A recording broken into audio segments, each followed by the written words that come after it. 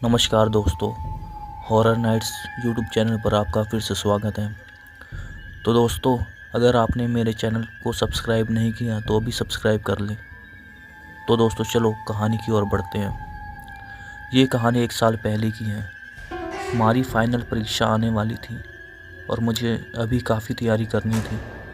आमतौर पर हमारे स्कूल की लाइब्रेरी शाम 5 बजे बंद हो जाती थी, लेकिन परीक्षा के कारण स्कूल ने फैसला किया कि लाइब्रेरी रात 12 बजे तक खुली रहेगी, ताकि जो छात्र चाहे वो आकर यहाँ पढ़ाई कर सके। मेरा घर स्कूल से ज़्यादा दूर नहीं था, इसलिए मैं घर पर पढ़ाई करने के बजाय लाइब्रेरी के शांत माहौल में पढ़ाई करना पसंद करता था। उस दिन मैंने घर से शाम 6 बजे निकलकर लाइब्रेरी पहुँचा और पढ़ाई में लग गया। पढ़ाई में इतना खो गया कि समय का पता ही नहीं चला। जब मैंने घड़ी देखी तो रात के 10 बज चुके थे। मैंने पहले कभी इतनी देर तक लाइब्रेरी में समय नहीं बिताया था। आमतौर पर मैं 8 बजे तक घर के लिए निकल पड़ता था। रात 8 बजे तक भी लाइब्रेरी में कुछ बच्चे होते थे, लेकिन 10 बजे लाइब्रेरी में पूरी तरह सन्नाटा हुआ था। मेरे पास सिर्फ 10 या 15 मिनट का काम बचा था, इसलिए मैंने सोचा कि जल्दी ख़त्म करके घर चला जाऊंगा। मैं अपने काम में पूरी तरह डूबा हुआ था। तभी मैंने किसी के लंगड़ाकर चलने की आवाज़ सुनी। आवाज़ सुनकर मेरा ध्यान भटक गया। जैसे ही मैंने इधर उधर देखा, मुझे ऐसा महसूस हुआ कि लाइब्रेरी के कोने में कोई किताबें गिरा रहा है।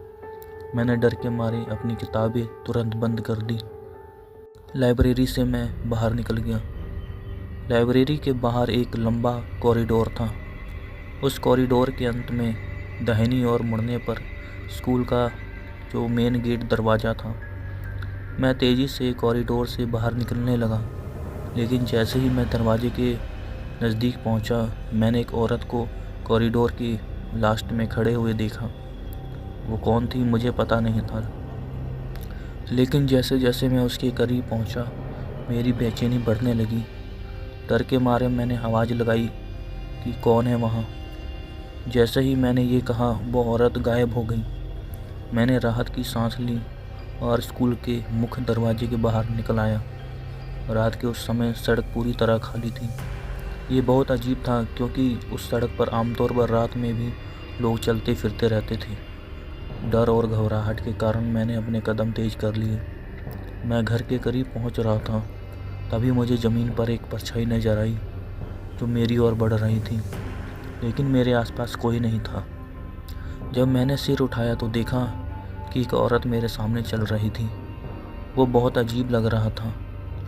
उसके चलने का ढंग ऐसा था जैसे उसे चलने में तकलीफ़ हो रही हो। वो इतनी धीरे चल रही थी कि मैं जल्दी ही उसके पास पहुंच गया। जब मैंने उसे करीब से देखा तो मेरी सांसें रुक गईं। वो फटे पुराने कपड़े पहने हुई थी। उसके हाथ और पैर अजीब तरीके से मुड़े हुए थे और उसके बाल बेहद ही बिखरे हुए थे। डर के मारे मैंने अपनी चाल रोक दी। मेरा मन मुझे बार बार कह रहा था कि उससे दूर रहो। तभी वो औरत अचानक रुकी और मेरी ओर मुड़ी। उसने धीमी और डरावनी आवाज़ में पूछा, तुमने मेरी बेटी को देखा है? मैं पूरी तरह सदमे में रह गया था। मेरा मुंह से एक शब्द भी नहीं निकल पाया। डर के मारे मैंने किसी दूर जगह की ओर इशारा कर दिया और कहा, वो उधर है। उसने मेरी ओर देखा और मेरे बताए हुए दिशा में चल दी। वो इतनी दूर चली गई कि वो मेरी नज़रों के ओझल हो गई। डर के मारे मैं वहाँ से भागने लगा। मुझे सिर्फ किसी की मदद चाहिए थी। अचानक मुझे उसके चीखने की आवाज़ सुनाई दी, वो यहाँ है। उसके बाद मुझे कुछ भी याद नहीं आया। जब मेरी होश वापस आई तो मैंने खुद को अपने घर में पाया। मेरे पड़ोसी ने बताया कि उन्होंने मुझे सड़क पर बेहोश पाया और घर लेकर आए। जब मैंने उनसे ये बात बताई तो उन्होंने कहा कि 1995 में एक महिला जिसका नाम सावित्री था, अपनी 9 साल की बेटी के साथ यहीं रहती थी। एक दिन स्कूल में खेलते समय उसकी बेटी का एक्सीडेंट हो गया और उसकी मौत हो गई। अपनी बेटी को खोने के सदमे में सावित्री ने आत्महत्या कर ली। तब से लोग कहते हैं कि उसकी आत्मा स्कूल और आसपास के इलाके में भटकती रहती है, अपनी खोई हुई बेटी को ढूंढते हुए।